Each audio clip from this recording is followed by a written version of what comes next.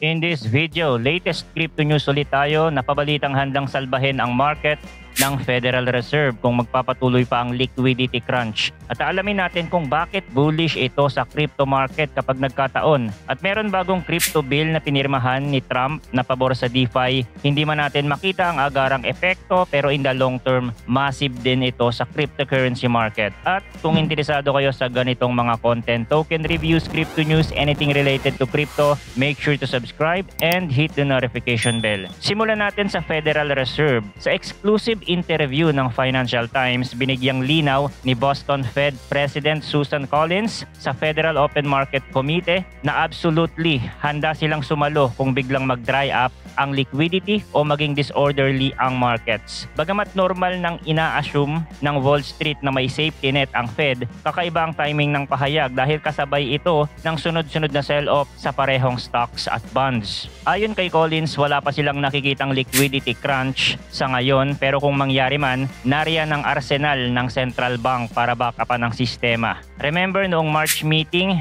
hindi lang nila pinanatili ang rates, binawasan pa nila ang redemption cap sa treasury ng 80%. Malaking signal na handa silang luwagan ang quantitative tightening kapag kinakailangan. Bakit mahalaga sa atin yan? Simple lang, ang pera ang lifeblood ng markets. Mas madali gumalaw ang capital kapag maluwag ang liquidity. At ayon sa 2024 study ni Zhao at Miao ng Kingston University, London, mahigit 65% ng galaw ni Bitcoin mula noong 2020 ay naipapaliwanag ng US monetary liquidity. In short, kapag nagbukas ng gripo ang Fed, tumataas ang tsansang sumipa si BTC. Parehong insight ang binanggit ni macro analyst Lynn Alden, tinawag niyang Global Liquidity Barometer si Bitcoin at binigyang diin ang relasyon nito sa global M2 money supply. Kaya makakapagdesisyon ng Fed na pakalmahin ang markets gamit ang liquidity tools. Ngayon, pumunta naman tayo sa Capitol Hill. April 10, pumirma si Trump sa joint resolution na nag-overturn sa IRS DeFi broker rule.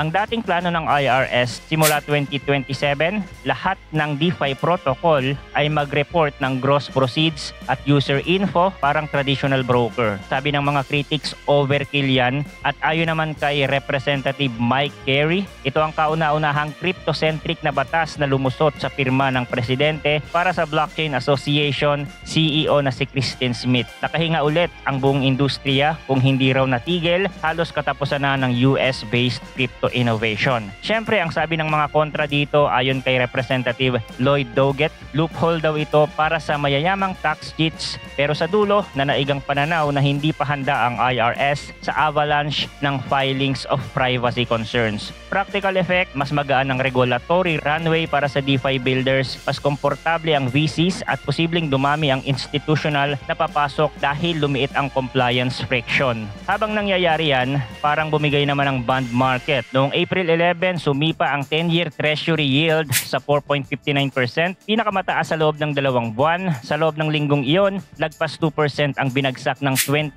trillion treasury market, pinakamalala mula September 2019 kung kailan nag-intervene ng Fed sa repo market. Sabay nito, bumulusok ang US dollar index sa ilalim ng 100, pinakamahinang linggo mula 2022. Sa gitna ng lahat ng kaguluhan, umakyat si Bitcoin ng mahigit 4.5% papuntang 83,000 price level. Sabi ni Arthur Hayes, kapag tuloy-tuloy daw ang stress, mapipilitan ng policymakers na kumilos at papasok tayo sa up-only mode. Hindi lang yan haka-haka. Ang mga bond traders ngayon ay nag-pre-price ng hindi bababa sa 3 rate cuts bago matapos ang taon. Posibleng maging 4. History check, kada cutting cycle, lumalakas si Bitcoin dahil nababawasan ang opportunity cost ng paghawak ng non-yielding assets. Sa technical side naman, ang opinyon ng ibang mga analyst tulad ng Bollinger Bands creator na si John Bollinger, mukhang nagpo-form ng familiar bottom si BTC sa paligid ng 80,000. Samantala, sinasabi ng analyst na venture founder na kapag tuloy-tuloy bumaba sa 90 level ang Dixie, pwedeng maulit ang pattern ng delayed pero matinding bull runs katulad ng mga final stage ng 2013, 2017 at 2020, 2021 cycles. Dagdag pa rito, may falling wedge pattern na nagmamature sa daily chart kapag kapag nag-breakout, pwedeng makabalik tayo ng 6-figure territory. Syempre, walang kasiguraduhan, pero kung titingnan natin ang history, madalas sabay-sabay pumapasok ang tatlong catalyst: liquidity infusion, policy relief, at macro stress sa fiat system. Sa DeFi front, game changer ang paggamatay ng IRS rule. Kapag mas lumuwag ang reporting burden, mas gagaan ang loob ng mga protocol na mag-launch ng innovative products. Think on-chain credit markets, permissionless yield platforms, at tokenized RWA. Kapag dumami ang user adoption, mas lalalim ang liquidity pools na siya namang pabor sa institutional capital na naghahanap ng depth. Domino effect yan, mas maraming liquidity, mas maliit ang slippage, mas competitive ang DeFi sa TradeFi rails. Kapag sinabayan pa ng Fed liquidity at bond market stress, maaaring ang capital na tumatakas sa low yield treasury ay humanap ng alpha sa on-chain venues. So balikan natin ang data noong 2020 pandemic crash. Nag-print si Fed Chair Jerome Powell ng $1 trillion na QE. Kasunod niyan mula 5,000, umakyat sa halos $69,000 si BTC. Noong 2019, repo crisis, habang nag-inject ang Fed ng liquidity, sumipa rin ang crypto market. Pattern, kapag nagpanik ang TradeFi at binubuksan ang gripo ng central bank, umaapaw ang liquid papunta sa high beta assets gaya ni Bitcoin at iba pang mga crypto. At ngayon, kung uulit ang script, may bond turmoil, may posibilidad ng rate cuts plus pro-crypto policy sa White House, hindi malayong masaksihan natin ng isa na namang liquidity-driven bull run. Syempre, hindi natin dapat baliwalain ang iba pang senaryo. Kung biglang bumawi ang dollar o bumagsak ang risk appetite dahil sa ibang Black Swan event, pwedeng madelay ang party. Lalo na't andyan pa din ang trade war. Ang mga tariffs between China and US pataas ng pataas. So hindi maganda yon kung walang mabubuong magandang deal sa dalawang bansa na ito, then magpapatuloy ang turmoil sa market. Although sa kasalukuyan, may mga signs na tayong nakikita ang posibleng pagkakat ng Fed, deregulation sa DeFi at lumalambot na dollar backdrop na posibleng magtulak sa price ng crypto para makarecover. At saka yung CPI and PPI inflation ay bumagsak din. This is good for the market. Ibig sabihin patuloy na bumababa ang inflation sa US. It's a positive news pero walang impact masyado sa market kahit sa stocks. Kasi exhausted ng mga investors and trader dahil sa tariff drama. So kahit maganda yung data, wala nang excitement sa market